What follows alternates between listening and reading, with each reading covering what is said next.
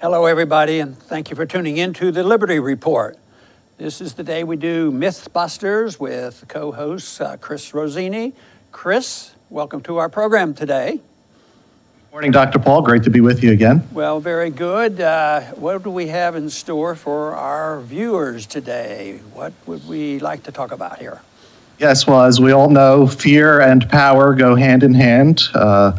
There's always some new fear out there, real and imagined, and always government so-called solutions to them. So today we're going to talk about the fear of robots and specifically the fear that they're going to take all of our jobs. Now, that makes a good headline, Dr. Paul, but is that, economically speaking, even possible for robots to take every single job? Hardly. Matter of fact, most of the time, technology, when it's improving and people fear that their job is going to be lost, it builds and creates more jobs in different areas, of course, and you might have to be trained for it.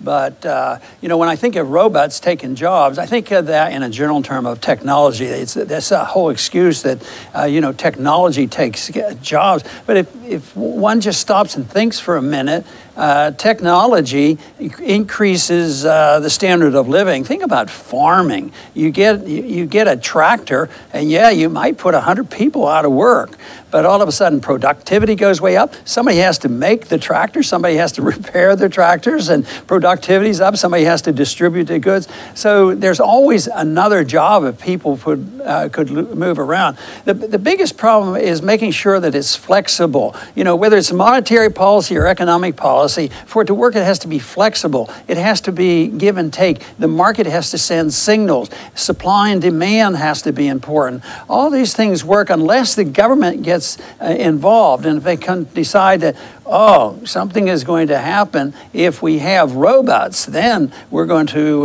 lose a lot of jobs.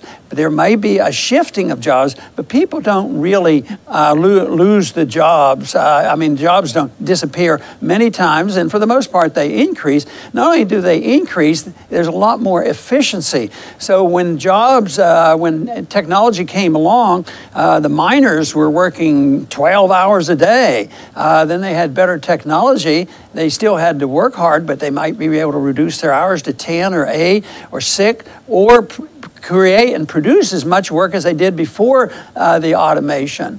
And now, though, they're talking about robots more now because government has gotten too much involved in the economy and in labor. And that should be expected. When government gets involved, they're going to disrupt this smooth transition. But no, they should not fear robots, per se. There are times when robots might be a violation by government, and sometimes robots might be a violation of private individuals on others. But for the most part, they can be very, very beneficial.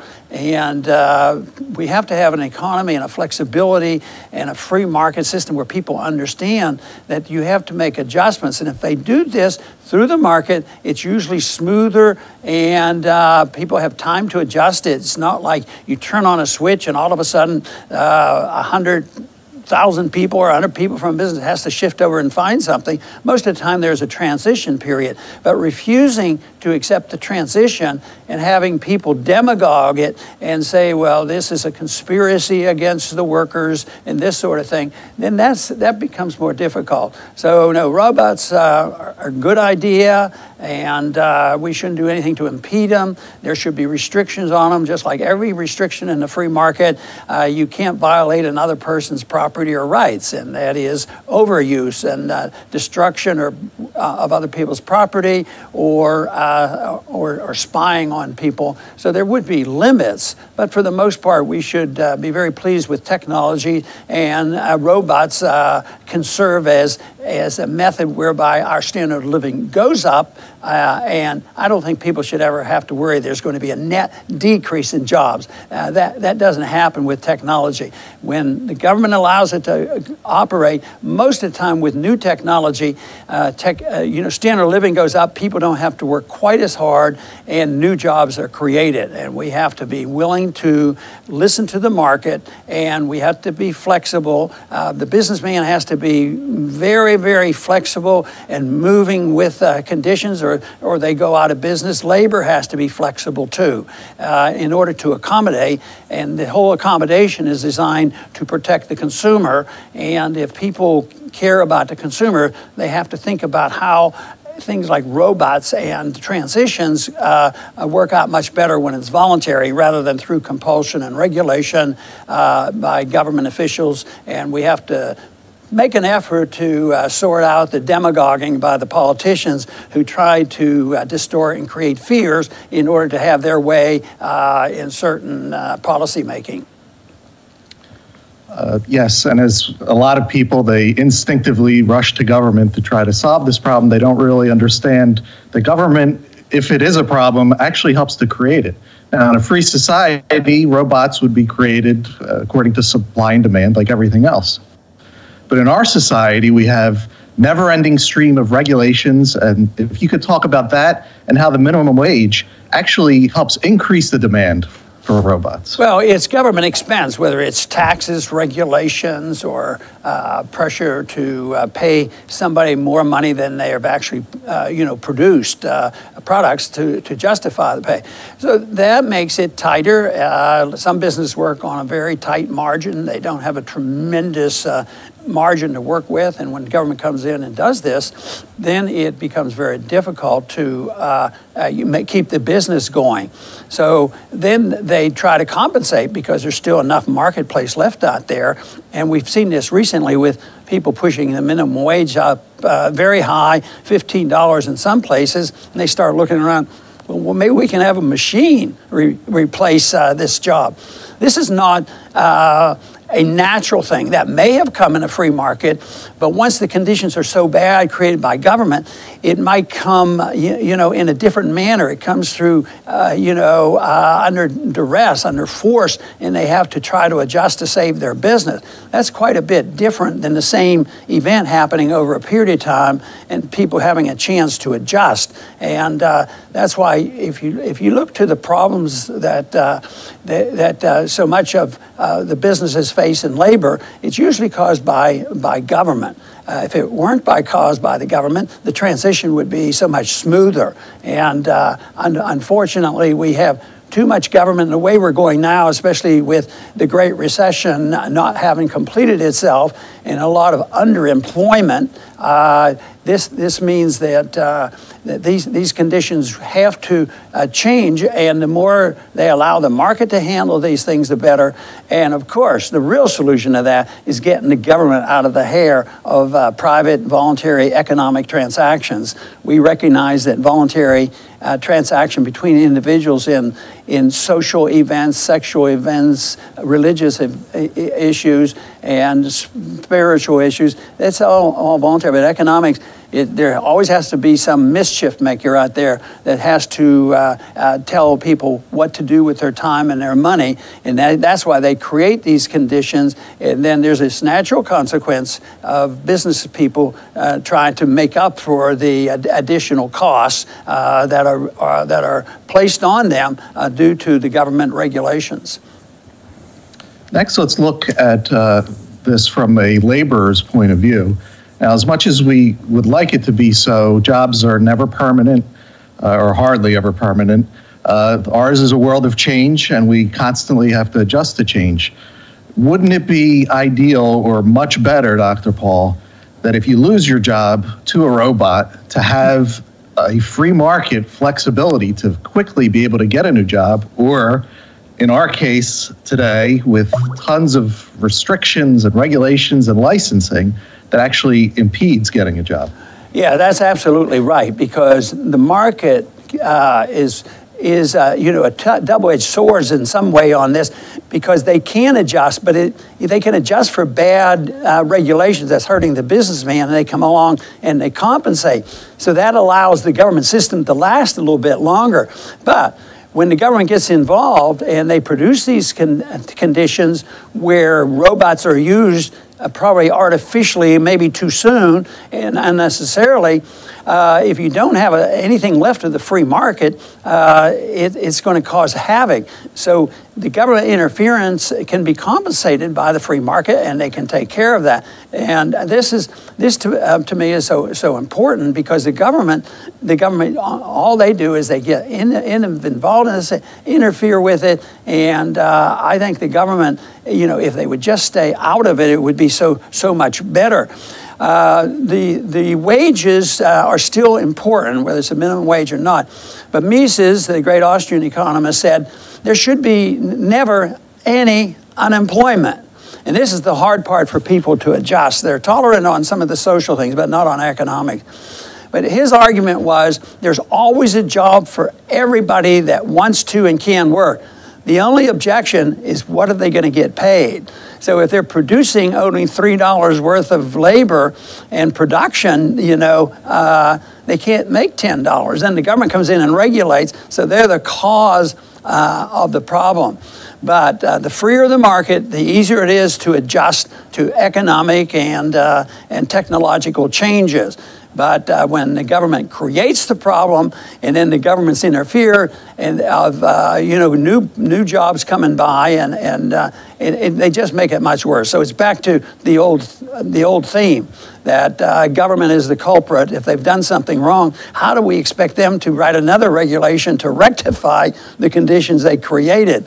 It's magnificent.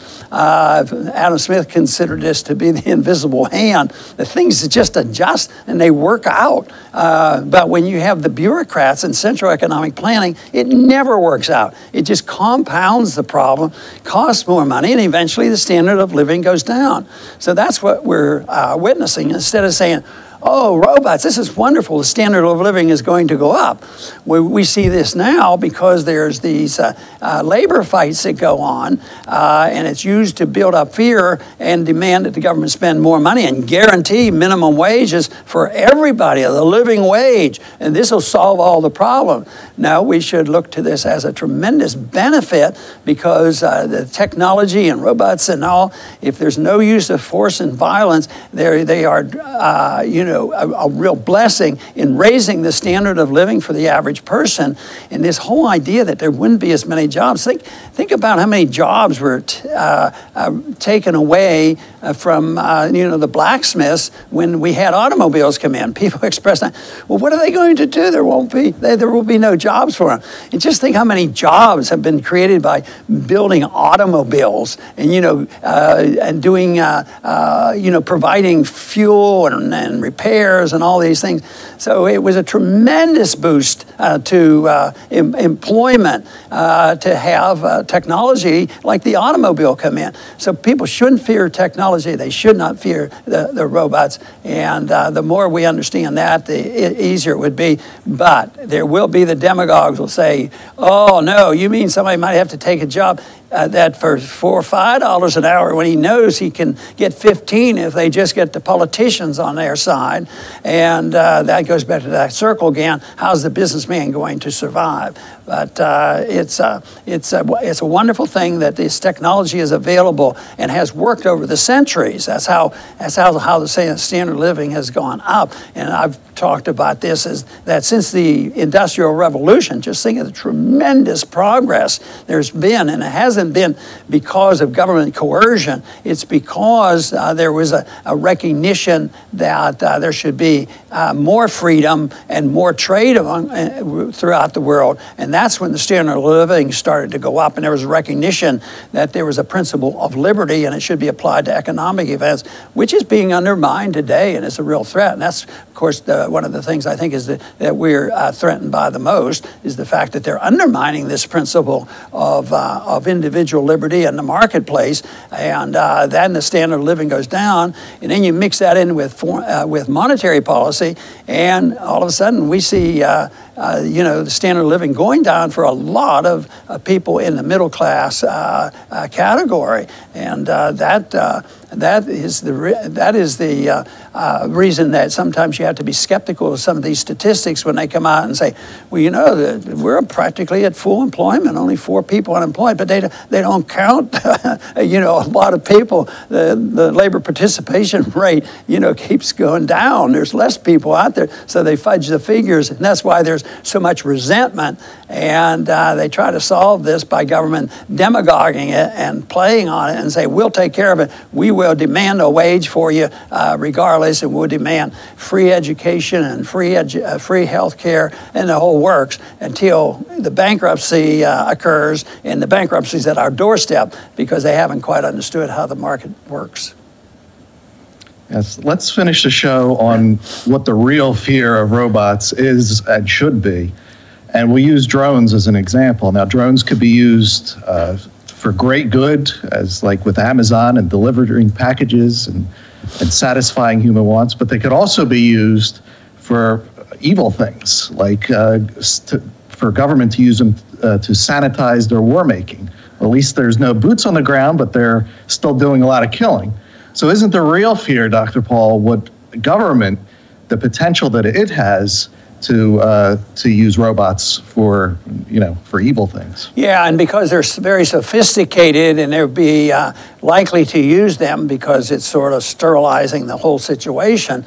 But that's the way it's generally been. Technology is too often used to, to enhance the weaponry that we've used. A jet airplane. Think how wonderful a jet airplane is in travel. Yet the jet airplanes have been used to do a lot of harm for the bombing. Drones would be the same thing, but there's something more sneaky about the drone because somebody, in Arizona can direct drones into killing people halfway around the world. And that is a temptation that's pretty hard to resist, especially if they accept the philosophy that we, as the manager of an empire, we have this obligation to sort all the problems out in the world and do good.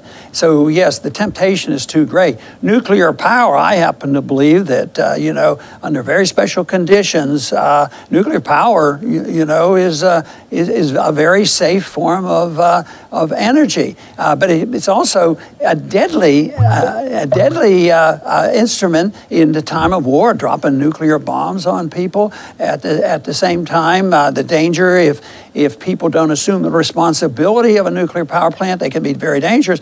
But I think it produces endless energy. Just think of nuclear energy on a submarine. That's been around for 60 years. And I keep thinking, there's those sailors in a nuclear submarine, they go under the water for months after months, sleeping next to the nuclear reactor, and it has to be pretty safe. So whether it's nuclear power or drones or whatever, the government's always tempted to use it. Now, the technology and the use of some of the spying equipment, just think of what the government has done to us with that.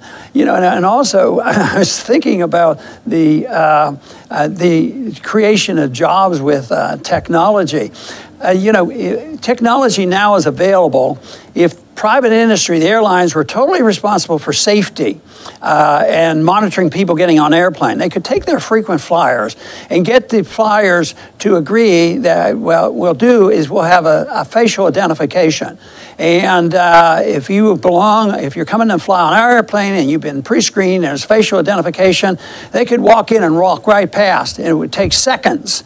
And guess what that technology would do? It would put a lot of people out of business. It would put all those thousands of people out of business at the TSA. But we would get rid of those jobs. Now, getting rid of those jobs would be very good. They'd be forced to go do something productive, and maybe they'd have to go to a plant and manufacture something that is very productive rather than doing the harm they do at our airports. But technology can be very, very beneficial and used in a right way, but it's also very risky you know, when the government gets hold of this. You know, there was a group of people back in the early part of the 19th century that were called the Luddites, and they went along, Ron, and they bought into the argument that the machine, the fancy textile machines, would making people unemployed, and inside a labor dispute, this got out of hand, and thousands of people, well, at least a lot of people were killed. It was a major